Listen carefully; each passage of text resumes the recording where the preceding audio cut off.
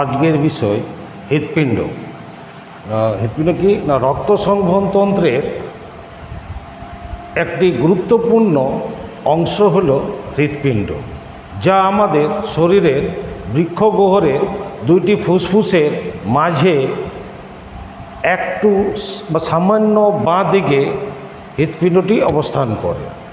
জন্মের পর থেকে মৃত্যু পর্যন্ত অবিরাম গতিতে নির্বিকারভাবে কাজ করছে।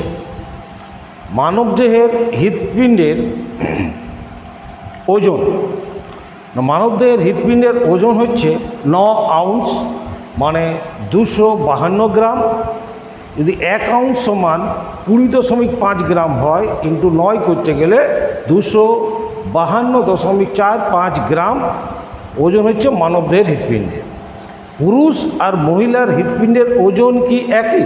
না, পুরুষের হৃৎপিণ্ডের ওজন হল 280 গ্রাম থেকে 340 গ্রাম, আর মহিলাদের হৃৎপিণ্ডের ওজন হল 230 গ্রাম থেকে 280 গ্রাম।